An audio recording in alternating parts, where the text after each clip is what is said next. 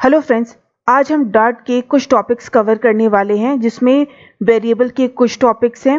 Data types, identifier, declaration, initialisation, difference between dynamic and var. तो चलिए हम शुरू करते हैं अपना लेक्चर। वेरिएबल एक तरह का कंटेनर है जिसको यूज़ करके हम अपने डेटा को स्टोर करते हैं प्रोग्रामिंग लैंग्वेज में। आपने देखा होगा कि रियल लाइफ में अपने सामान को स्टोर करने के लिए हमें कंटेनर की ज़रूरत पड़ती है। जैसे कि अगर हमें पानी स्टोर करना है तो उसके लिए हमें ड्रम चाहिए होता है। ये ड्रम बेसिकली एक तरह का कंटेनर ही होता है। ठीक वैसे ही प्रोग्रामिंग लैंग्वेज में अपने डेटास को स्टोर करने के लिए हमें वेरिएबल नाम का कंटेनर चाहिए। अब यहाँ हम डेफिनेशन देखते हैं। A variable is the name of memory location that store data. Programming language में अपने डेटा को स्टोर करने के लिए हमें मेमोरीज मिलती है। इसे हम एक एग्जांपल के थ्रू समझेंगे। सपोज करिए कि एक डेटा है हमारे पास 20। उस डेटा को हमें स्टोर करने के लिए एक मेमोरी चाहिए होता है। उस मेमोरी का नाम क्या है? ए है। एंड इंट जो है बेसिकली वेरिएबल टाइप है।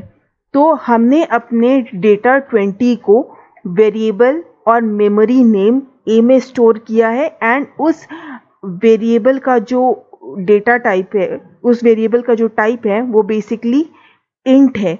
यहाँ पे 20 जो है लिटरल है, ए जो है वेरिएबल है। अच्छा, जो वेरिएबल है उसकी वैल्यूज़ को हम मॉडिफाई कर सकते हैं, अपग्रेड भी कर सकते हैं।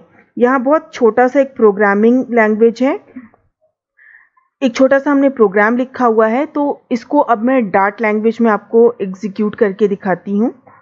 हम वॉइड मेन से शुरू करते हैं।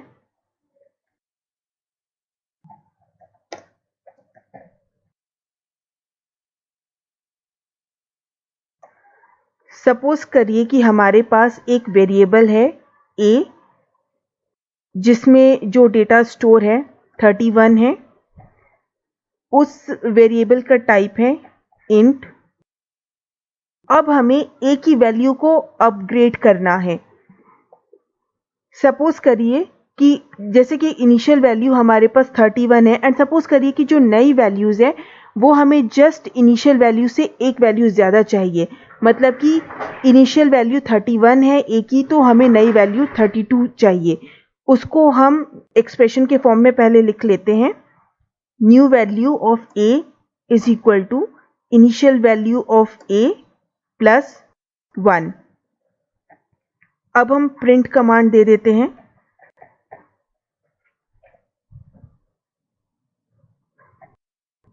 अब हम रन करते हैं।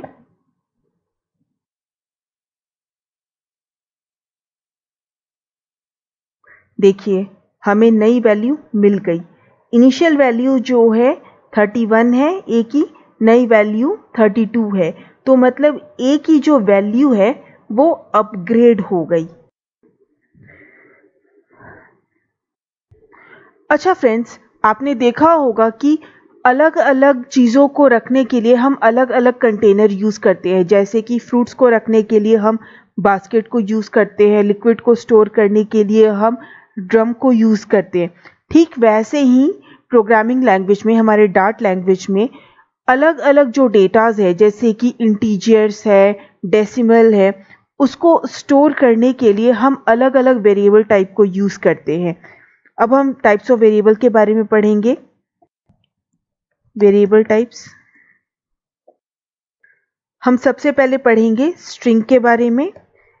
स्ट्रिंग बेसिकली होता क्या है?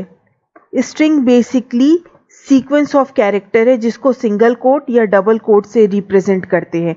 जैसे कि हेलो वर्ल्ड। हेलो वर्ल्ड दो वर्ड है जिसको डबल कोट के बीच रिप्रेजेंट किया गया है, तो ये स्ट्रिंग है। इसकी जगह कोई नंबर भी हो सकता है 24। ये 24 भी डबल कोट के बीच रिप्रेजेंटेड है, तो ये भी स्ट्रिंग है। नेक्स्ट है डबल। डबल जो है वो डेसिमल डेटास को रिप्रेजेंट करने के लिए यूज किया जाता है। जैसे कि 2.5, 3.5, 3.6। डेसिमल जो है कभी भी 4 नहीं हो सकता है, 5 नहीं हो सकता है, 6 नहीं हो सकता। मतलब जो कंप्लीट नंबर्स है वो कभी भी डेसिमल नहीं होते हैं। नेक्स्ट अब हम पढ़ेंगे इंटीजर के बारे में। इंटीजर को इंट से रिप्रेजेंट करते हैं एंड ये बेसिकली कंप्लीट नंबर को रिप्रेजेंट करने के लिए यूज किया जाता है, जैसे कि 7, 8, 9। इंट जो है कभी भी 3.5 नहीं होता है, 4.5 नहीं होता है। नेक्स्ट अब हम पढ़ेंगे बूलियन के बारे में। बूलियन जो है बेसिकली उसमें डेटा हम ट्रू या फॉल्स के फॉर्म में ही रिप्रेजेंट करते हैं, ट्रू या फॉल्स। इसके बारे में हम आगे पढ़ेंगे। नेक्स्ट है अब नंबर। नंबर को हम नम से रिप्रेजेंट करते हैं। ये इसमें बेसिकली डबल और इंटीजर दोनों वैल्यू यूज करते हैं। मतलब हमारा नंबर 2.5 भी होता है, 3.5 भी होता है, 4 भी होता है, 6 भी होता है। तो ये basically 5 basic types of variable हैं। इसको हम डेटा टाइप भी बोलते हैं। हम एक और डेटा टाइप के बारे में पढ़ेंगे जिसको कहते हैं डायनेमिक। डायनेमिक समझने के पहले एक हम छोटा सा एग्जाम्पल देखते हैं। सपोज करिए कि आपने कोई बास्केट लिया है। उस बास्केट के अंदर आपने चॉकलेट्स भी रखे हैं, फ्रूट्स भी रखे हैं, कई तरह के फ्रूट्स रखे हैं, कुछ आपने जो ड्रिंक्स हैं वो भी रखे हैं। तो इस बास्केट में अलग अलग तरह के आइटम्स स्टोर हैं। ठीक वैसे ही डायनेमिक में कई तरह के आइटम्स स्टोर होते हैं, कई तरह के डेटाज स्टोर होते हैं। इसको भी हम एक एग्जांपल के थ्रू समझेंगे। में हमारा इंटीजर वैल्यू भी होता है, डबल वैल्यू भी होता है, स्ट्रिंग वैल्यू भी होता है, बूलियन वैल्यू भी होता है। इन शॉर्ट आप देख सकते हैं कि हर तरह का डेटा यहाँ पे रिप्रेजेंट है डायनेमिक में। सिमिलर टू डायनेमिक हमारे पास एक और वेरिएबल है जिसको हम वैर या फाइनल कहते हैं। उसमें भी 2, 0.3,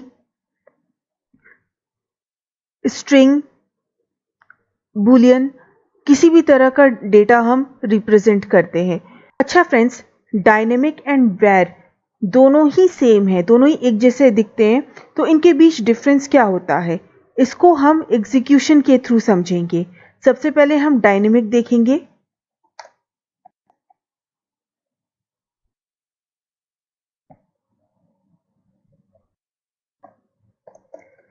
सपोज करिए कि हमारा एक वेरिएबल लोकेशन है ABC। उस लोकेशन पे एक हमने डेटा स्टोर किया है स्ट्रिंग के फॉर्म में। इस वेरिएबल का टाइप है डायनेमिक। यहां मैं प्रिंट कमांड दे देती हूं।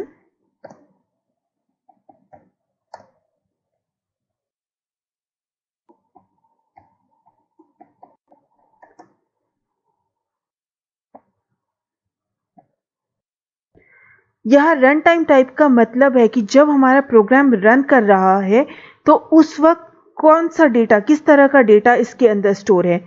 देख सकते हैं कि ये स्ट्रिंग है। अब हम इसको रन करते हैं और देखते क्या मिलता है हमें। ये देखिए फ्रेंड्स, यहाँ पे हमें जो डेटा टाइप मिल रहा है, जो हमें आंसर मिल रहा है वो स्ट्रिंग है। अब सपोज करिए कि इस वेरिएबल में ABC में हमने एक नया डेटा स्टोर किया जो इंटीजर के फॉर्म में है। ABC is equal to 20। देख सकते हैं डेटा टाइप बिल्कुल नया है। पहले हमारे पास स्ट्रिंग था, अब इसकी जगह इंटीजर है। हम इसको रन करते हैं तो हमें देखिए हमें किस तरह का डेटा टाइप मिल रहा है, इंट मिल रहा है। तो मतलब हम जितनी बार हम डेटा टाइप को चेंज करेंगे डायनेमिक में, उतनी बार हमारा डेटा टाइप चेंज हो जाता है।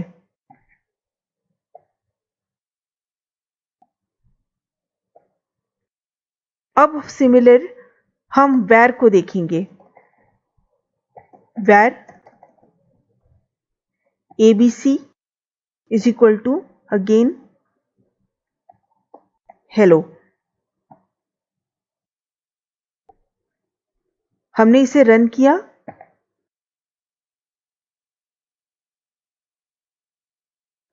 डेटा टाइप जो हमें मिल रहा है वो स्ट्रिंग है। अब हम यहां पे डेटा टाइप चेंज कर देंगे वैर में। ABC इज इक्वल टू हम इंटीजर लेंगे 20।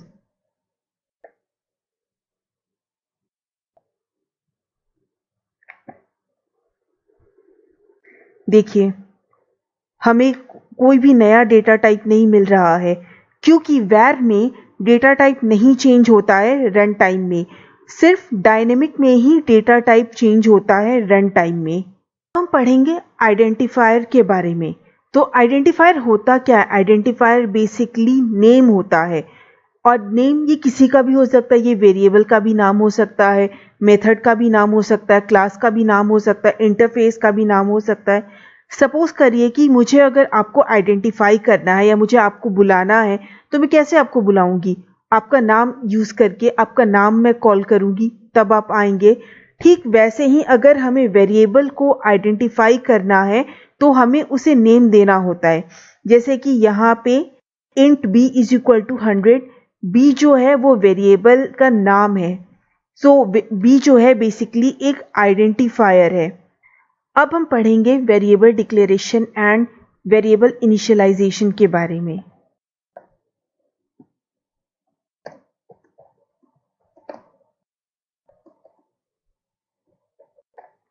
वेरिएबल डिक्लेरेशन होता क्या है? वेरिएबल डिक्लेरेशन एक स्टेटमेंट है जिसमें हम data type and variable name को सिर्फ यूज करते हैं। जैसे कि इंट ए जो है वेरिएबल का नाम है एंड इंट जो है डेटा टाइप है। यहां हम देखते हैं declaration of variable in a computer programming language is a statement used to specify the variable name and its data type. ये मैंने ऑलरेडी आपको दिखा दिया है। Declaration tells the compiler about the existence of an entity in the program and its location. Basically दोनों ही चीज same है। ये बेसिकली बता रहा है कि जो डिक्लेरेशन है वो हमारे कंपाइलर को बताता है कि हमारे जो प्रोग्रामिंग लैंग्वेज में एक डॉक्यूमेंट है, एक एंटिटी है एंड उस एंटिटी का लोकेशन भी बताता है।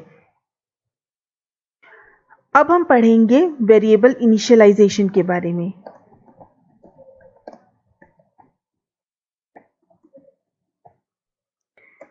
वेरिएबल इनिशियलाइजेशन होता क्या है?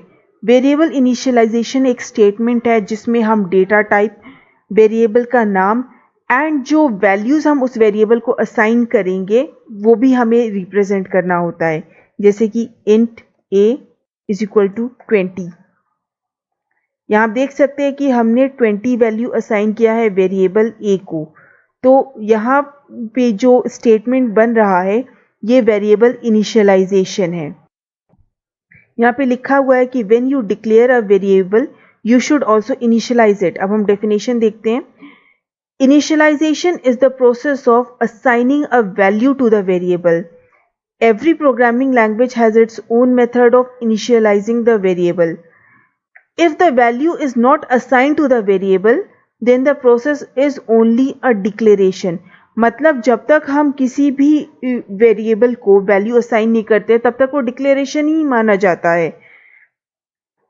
हमारा एक आखिरी टॉपिक रह गया है इस लेक्चर के लिए, naming rules for identifiers. Rules क्या है? Spaces can not be used. जैसे कि int new value is equal to 50।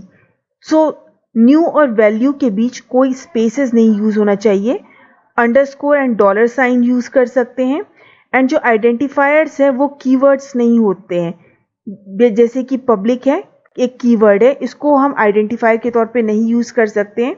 And जो वेरिएबल नेम है वो किसी नंबर से शुरू नहीं हो सकते हैं। जैसे कि यहाँ पे हमने वेरिएबल का नाम a दिया हुआ है, बट हम इसको ये नहीं लिख सकते कभी भी इंट 10 इज इक्वल टू 20। ये गलत मेथड है। This is the right one. Right method, this one is wrong method।